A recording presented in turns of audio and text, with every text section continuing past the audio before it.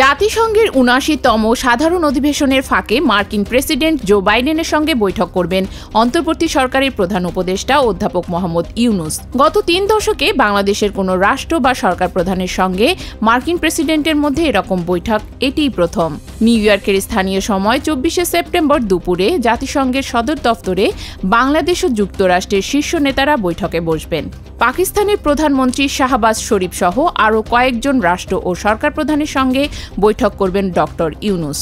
তবে ভারতের প্রধানমন্ত্রী নরেন্দ্র মোদীর সঙ্গে তার বৈঠক হবে না। এদিকে যুক্তরাষ্ট্রের উদ্দেশ্যে দেশ ছাড়ার আগে সেনাপ্রধান ওয়াকার-ই-জামানের সঙ্গে সাক্ষাৎ করেছেন ডক্টর ইউনূস।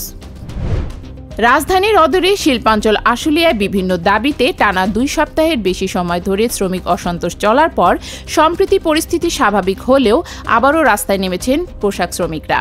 মজুরি বাড়ানোর দাবিতে রবিবার সকালে বাইপাইল আবদুল্লাপুর মহাসড়ক অবরোধ করে বিক্ষোভ শুরু করে নিট এশিয়া, ডেকো, এনভয়, ভিনটেজ, নাসা, সেতারা সহ বেশ কয়েকটি কারখানার শ্রমিকরা। ন্যূনতম মজুরি ২৫,০০০ টাকা নির্ধারণের দাবিতে তারা রাস্তায় নেমেছেন বলে জানা গেছে।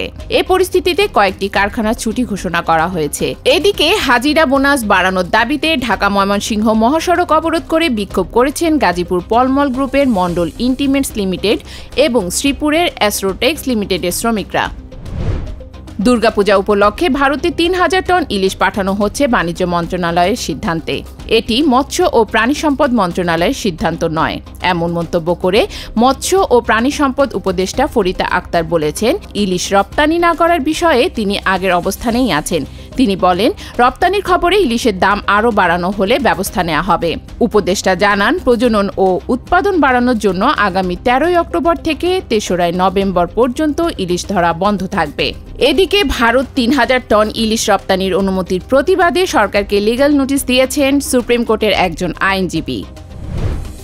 জনপ্রিয় আন্তর্জাতিক গণমাধ্যম আল জাজিরা টেলিভিশনের কার্যালয়ে অভিযান চালিয়েছে ইসরায়েলি সামরিক বাহিনী। রবিবার ভোরে ফিলিস্তিনের দখল করা পশ্চিম তীরের রামাল্লায় আল জাজিরা অফিসে তারা অভিযান চালায়। সশস্ত্র ও মুখোশধারী ইসরায়েলি সৈন্যরা সরাসরি সম্প্রচারের সময় ভবনটিতে প্রবেশ করে। এ সময় তারা আল জাজিরার সম্প্রচার কার্যক্রম ৪৫ দিন বন্ধ রাখার নির্দেশ দেয়। এ সময় সরাসরি সম্প্রচারিত সেই দৃশ্য টেলিভিশনে দেখতে পান দর্শকরা। কাতার ভিত্তিক এই টেলিভিশন চ্যানেলকে জাতীয় নিরাপত্তার জন্য হুমকি হিসেবে বর্ণনা করে এর আগেও ইসরায়েলি নাজারেত ও পূর্ব জেরুজালেমের অফিসে অভিযান চালায় এবং টেলিভিশনটি বন্ধ করে দেয়। তৃতীয় দিনেই আজ পাওয়া গিয়েছিল পঞ্চম দিনে গড়াবে না চেন্নাই টেস্ট। চতুর্থ দিনেই হার চোখ রাঙাচ্ছিল বাংলাদেশকে। সেই সংখ্যাই সত্যি হলো। চতুর্থ দিনের প্রথম সেশনে হেরেছে টাইগাররা। বাংলাদেশকে ২৮০ রানে হারিয়ে সিরিজে ১-০তেই এগিয়ে গেল রোহিত শর্মার দল। চেন্নাই টেস্টে প্রথম ইনিংসে ৩৭৬ রানে অল আউট হয় ভারত। জবাবে ১৪৯ রানে গুটিয়ে যায় বাংলাদেশ।